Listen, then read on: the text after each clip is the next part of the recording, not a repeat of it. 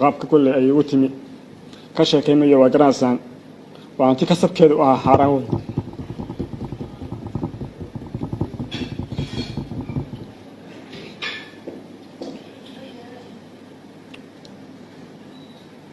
waxaan door biday inaanan hantidaanu ammaanteedu aysan isii raacin waxay raacaya ay yihiin camalka waxaan door biday inaan ilaahay dartii u laabto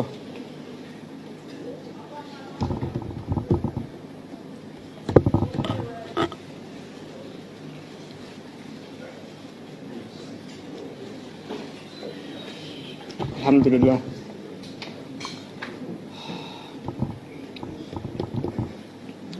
hantidaas aad aragteen Holiday City waxaa u malaya inuu ka kooban yahay 16 qol hoolkii shirarka 4 meheradood iyo mudulyaashii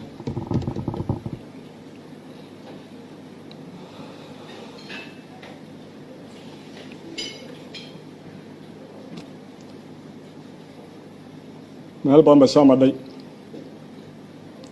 oo ay agaha soo dhigatay intii aan kole 5 sano way tahay intii hawsha aan ku jiray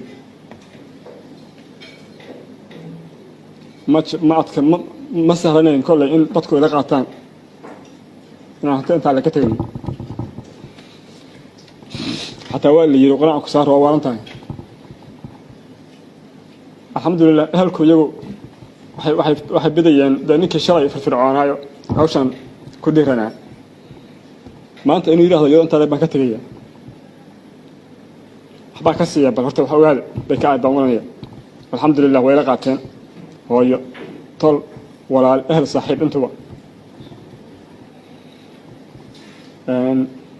waa soo gaabinaya waxaan ku soo gaabinaya dadka meesha hadda fadhiya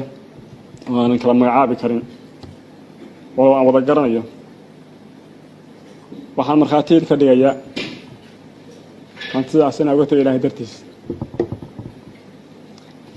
hantidaas dad baa igala shaqeeyey guddi baan u waxaynay ku wareejinteeda iyo qaabkeeda guddigaasu waa guddiga xukuumadda masjidul Umar bin Khadaab inta uu kooban yahay tiradiisa waxaan maraya waraaqaha ku qoranta maxamed caawi waraaqays ninkaas guddigaas hantidaas waxaan ugu wakiilanay masjid ahaan baanu documentiga u qoray masjidka buu ku qoran yahay documentiga Umar bin Khadaab qaabka loogu qoray waa guddigaas hantidaas inay maamulaan wixii fadwo ah oo shariicadu ay ogoshahay oo danaha khayrka lagu qabanayo ilaahay raali ka yahay inay ku maamulaan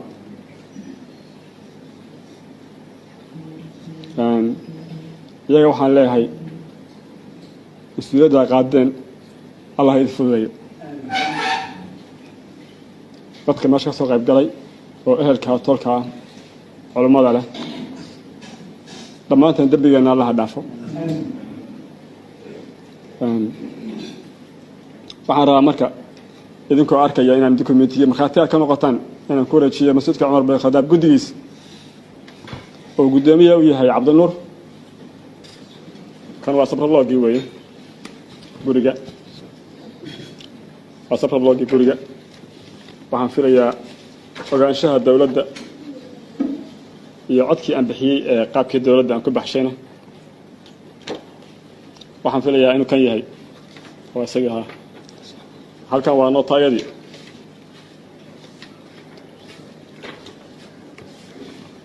eelkii odayaashii guddigii idinku intaa ka koobnaydaan sifooyinka looga baahan yahay oo aniga uu igala wareegay dib baan ka sheegi doonaa oo ka akhrin doonaa waatan waraaqdeed maamulkii iyo dawladdii iyo markhaatigoodiina waa kuwaan wey guddigaas waxaa loo wakiishay oo ay la wareegeen hantidaas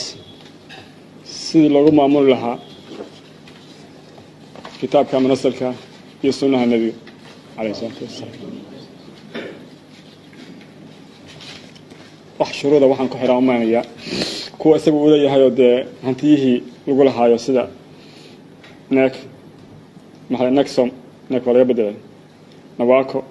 waxyaalaha internetda maba badnaba waxyaalahaas maahana iyagu dee inay meesha ku qoran maahana hantidaas shuruud waxaa u ah hantidaasu aniga inay iga wareegto oo ay ku wareegto la gado iyadoo meesha aniga aysan waqaf iga noqon iyadoo meesha ku taalla aniga aysan waqaf iga noqon sababtana waxaa keenay bilaadan baan ahay malakamood sugayo waddankeena waa iska burbur waxaa imaan kardha berri ka maalin hantidaas waa lahayn inay dhacdo qoryaha soo gurto ehelkeeda dadku wixii aan markaas caqli badan ku jirin ama u muuqato hantida sidaa awgeed shuruud waxaan ka dhigay hantida in la gado oo la iibsho wixii laga baxshay markaas in wax lagu qabto ama dugsiya lagu dhiso wixii khayraad lagu qabto laakiin iyadu meesha iyada ku taalla inaysan aniga waqaf iga noqon saysan beri u soo laaban idinkuna markhaatiga waxaa ka ahaataan inaysan beri soo laaban karin dadkii ku soo laaban lahaa hadday kole waa dadka la dhalay la tahay way fadhiyaan qaybtood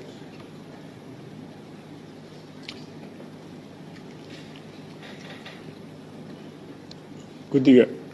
wax badan bay kala shaqeeyeen hadda hawsha aan ku wareejinaya allah barakeeyo hawshan allah u fududeeyo